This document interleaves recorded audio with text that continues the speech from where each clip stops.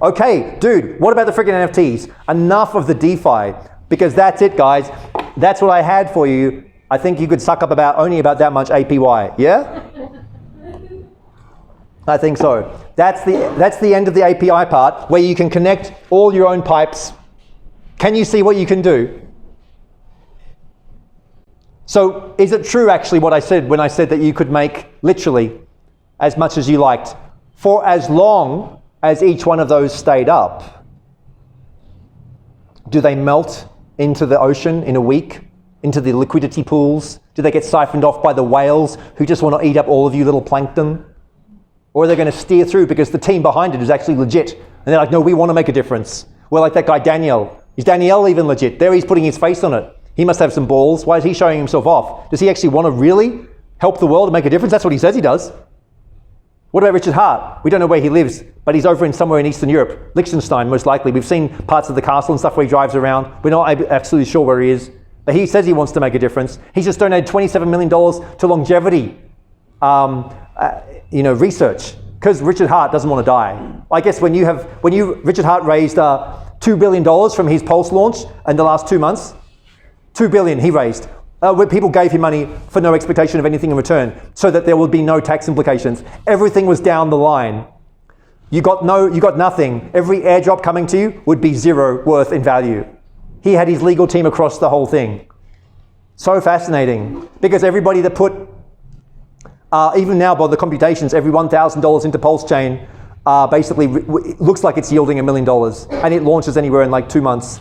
And the expectation that most people missed out, only 40,000 people got in the Pulse Chain. And because I missed out on the Hex one, you're probably thinking, yeah, Barnaby probably wanted to miss out on the next one too, right? Well, you're never going to know. So let's look at NFTs, because we're leaving the APY land and we're going into what is an NFT and why would somebody spend $69 million for a JPEG? So if you thought that APYs and DeFi was stupid, did you ever believe that there would be a $69 million JPEG? Here we go. This is it. This is not the $69 million one, but this is the guy who kicked it off big time this year. Even though NFTs have been around for 4 years, more than 4 years actually, they really have been out for more like, I think, 6. This is Beeple. Beeple and why? How did Beeple sell $69 million plus in an NFT launch? And because remember, JPEG is just a picture. So he trained a massive community. Remember, I keep on saying that word, community. Even Klaus talks about it, doesn't he? He says, and you will all come with us. It's always about the community. People trained thousands of people for free in how to do 3D graphic art. He just loved training people, and people loved learning from him. For more than a decade, he helped people online with making 3D art.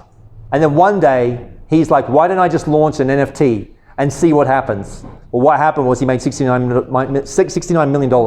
But that was after a decade of him building trust and rapport. So that community, so those people who are spending $1 million per JPEG are feeling very happy about it. They're feeling like it's a very good investment. Well, what else? What it actually is that's fungible? So far up until this moment, everything's been fungible. That means interchangeable. Can be traded interchangeably. Now we're on to the non-fungible. Cannot be traded. This is where the NFTs are, where the artwork is. The Mona Lisa is a non-fungible. If you cut it up into little pieces, nobody's going to be happy. I mean, yes, you probably, if you had a piece of the Mona Lisa, if some psycho cut it up and you got yourself a little piece of the Mona Lisa, you maybe could sell it for $1 million, but people still aren't going to be happy. But together, it's a bit like a person. You are non-fungible. Only in your cohesiveness do you have value. The cohesiveness of the NFT is what gives it value. That is why they're so cool and hot. And it is the opposite for the fungible. They both, the profound utility of the fungible is their splintering ability, is their fracturization. That's what makes it so appealing, is that you can break them up. What makes the NFT so valuable is the opposite. There's only 2 types of tokens. There can only be 2 types of tokens. Those that can be split up and those that cannot. It's very simple when you think about it, but who sits around and talks about this stuff? Not many people, but I guess maybe you might now. So the NFT properties, they are unique. They're provably scarce and they're indivisible. You can't cut them up. And so what is cool from this point on is we have left behind the over complexities of the DeFi APY land, and now we are looking at pretty pictures that anybody can upload onto the OpenSeas. And inside the OpenSea marketplace, where you can just create a new item. You just upload a JPEG, a picture, and boom, you've got your NFT. But is anybody going to be interested? People are just uploading pictures non-stop, every day, all the time, and they're not selling. And yet other ones are. People are uploading them and selling them for $10,000 instantly. What is the difference between your JPEG that no one's willing to pay 1 cent for, your NFT, and the other guy who popped it up and got 10 grand for it? Look at these, the Bored Ape Yacht Club. This has set the tone. This has set the standard. This has blown up. These are the apes. How do they tap into the zeitgeist? Because of everything that happened with the apes and the degens. It was the degens over on GameStop. The apes over there gave rise to the thought of what happens if we make a Bored Ape Yacht Club. And then the 10,000, because it's always 10,000 on these iconic characters that people want to use as their profile picture. There's always the 10,000. It's a formula. And when they first started trading, they were 0.08 or call it 0.1 ETH. So at the time when they launched back in April, they were a few $100s each. Now, look at the listing price, minimum, $139,000. And that's a cheap one. 35 ETH. You'll be lucky. Please let me know if you can get yourself a Bored Ape for 35 ETH. $140,000 is a very cheap since April. In 6 months, these JPEGs went from $400 to $140,000 on a JPEG picture that some guys drew and stuck up online. Am I melting your mind even more? If you thought that the gains were mad over in DeFi, now any artist can sit down. And the Shibs over at Shiba, they were not content with just making their APYs on their platform for the degens. No, they had to make their own Shiboshis. And so they've made these. And the minimum price here, the floor price, that's what they call the floor. And there's, once again, you can see the 10,000. And they are 1 ETH each. But on the launch day, you were able to pick them up for 1/10 of that. And all of us apes leaping in to buy the Shiboshis as fast as we could. Because we knew where they were going with it. When you know what the platform wants to do with it, when you know that they're going to use those NFTs for other purposes in their game, in their ecosystem, now they have utility in this crazy metaverse world that is encroaching more and more upon ours. But it gets deeper and crazier because the first ones to kick it off were the cyberpunks. The CryptoPunks. The CryptoPunks here, if you thought those were expensive, well, here we go. Here's one. This one's also 36. But these actually, no. That's the all-time high. That one's not even selling. You can't get one of these CryptoPunks typically for less than the many hundreds of thousands. So if you thought the apes were expensive, these ones are 12 pixels. Each one of those squares is a pixel. This is a tiny pixelated little character. They were the first NFTs. Why would somebody, people are buying them, they are $500,000 each. $500,000 minimum for a tiny pixel. You are still lost then. If you can't understand it, I've already said the answer.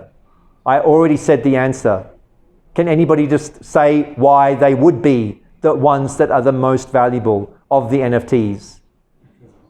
Because they were the first. They were the first ones. It didn't matter how big or small or how many pixels. And they gave them away for free. Because nobody wanted an NFT CryptoPunk. And you could have got them for free 4 years ago. And now each one is $500,000. Because when you get to show off your CryptoPunk and your LSD display, no, seriously, when people come around to your house and you have an LSD display showing a CryptoPunk and you show them the authentication on your wallet, is that some cred or what? Seriously, well, in this world that I'm living in, can you see at the beginning when I said I'm letting you in on Barnaby's universe? And so those of us who missed out, all of us fools who didn't understand the longevity of the CryptoPunks, what are we able to do for catching up? Here they are, here's the trading. This one, 66 ETH, 265. That's the cheapest one I could find, 265,000 on the CryptoPunks. But then we're not to be outdone because the little guy wants in. We want in too. We missed out. on our CryptoPunks, and we will not miss out because we are the degens, right? We know that they're going to have more value later on, and so why not have a crypto funk? Let's get funked. Let's go funk, and let's reverse. The others are all facing right. Nope. We're going to turn left. We're just going to do a complete fork. We're just going to do a complete fork copy of the whole lot, of all 10,000, and just turn them left. And stick the finger to the punks from Lava Labs, because they won't give us our copyright. The copyright sits with the owner of the Bored Ape. The Bored Ape owns the copyright. You can make your own t-shirt. The Shiboshis, guess what we're going to be doing? We can buy them, and when you see our music platform, we are turning them into bands, music bands. The Shiboshis are coming out as a music band. We own the IP when you buy the Shiboshi or the ape, but not the frickin' CryptoPunks, because Lava Labs is holding on to them with a tight, that they don't understand. They launched the whole thing and they are not being decentralized about it. So then the funks come along. But what happens? OpenSea, which declares themselves to be a decentralized platform, but no, OpenSea kicks off the funks. OpenSea doesn't let tradability happen for the funks. And so the funks put it into the press. And the press comes and they all start circling and realizing, wow, you guys are the underdogs, you've been hard done by. And so what turned out to be at the beginning, a $200 tiny little drop, actually no, they were for free, I think at the beginning, just with the gas fee of these funks on Ethereum. Now they are trading at 2 ETH at 10,000 each on the copycat, on the funk. Because whoever has a funk, maybe they'll become a punk. Let's see what happens in this degen crazy universe. Here they are, over on Variable. And what's funny is you're smiling at yourself because I actually understand this guy. I don't understand how I can understand him, but I'm understanding what he's saying. And so here over on Variable, Variable's got some cred because Variable's letting the trading happen over here on the crypto funks. And there's more. We're getting into the tail end. I've got to go at breakneck speed. Are you cool with that if I just keep on going at breakneck speed? Okay, cool. Let's keep it up. Here we go. That's what happens over at Variable. And this is how you make it. You make a collection. You just press a button, upload a JPEG, and hope that you too can make your $10,000 on your JPEG. But probably not, unless you've built your 10,000 people community. How are you going to get 10,000 people to fall in love with you? So, there you go. So here you upload, it looks even prettier on Variable. Variable, these are just platforms. You know, OpenSea just launched in 2018. They just made this. Now they've got more trading volume than on Uniswap. Uniswap is the biggest DEX with billions and billions. More people are trading NFTs. Trading JPEGs. There's more trading JPEGs than there is on the fungible side. It's so insane. And here we have Band Royalty, which you saw at the beginning. Band Royalty is our music platform that we're launching. And here we have launched our 3,000 NFTs. These are our initial music royalty NFTs that are unlike anything else that the industry has seen. And there's more.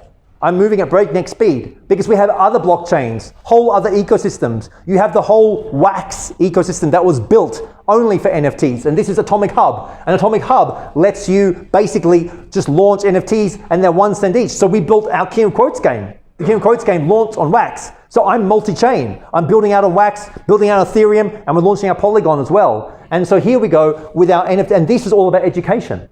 This is an educational pack where the more that you get the NFTs, the more access you have to playing a historical game that teaches you as you play it. And here we have all the characters. These are the 30 characters inside the game. All of these we've been making NFTs of, and they're all interactive inside the game ecosystem that is both a real-world card-playing game. I mean, can you imagine? I showed you at the beginning. Wow, yeah, I made that clean gold application, which is a stable coin, integrating in gold mines in Australia. Here I am building out a whole ecosystem of NFTs for historical characters that you get to play with and earn tokens while you're playing. So you play to earn. This is how you do it. You get to stake the tokens, you buy the NFTs, you stake them, you battle with them. We've got a battle contract where you can play the NFTs against each other. You actually literally use NFTs to play out other NFTs, and if you win, you get the other NFT.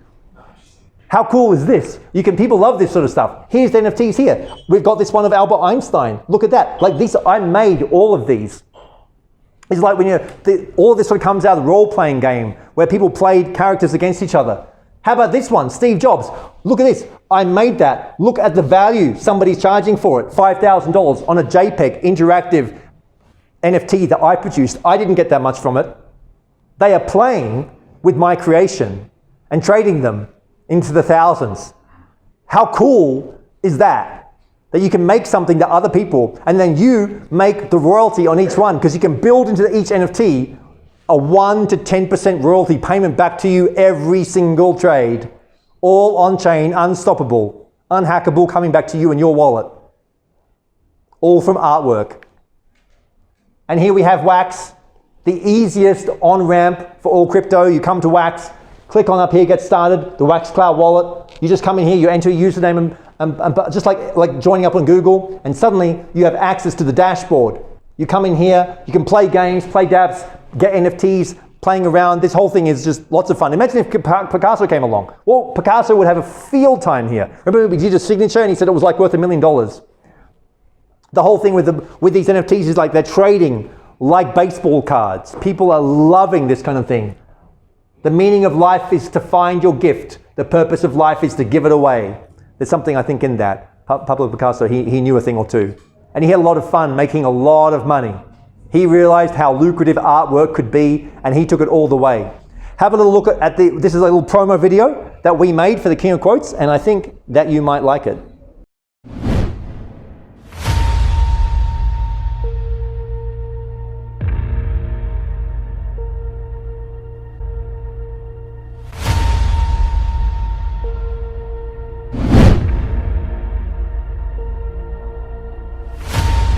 Support any friend, oppose any foe to assure the survival and the success of liberty.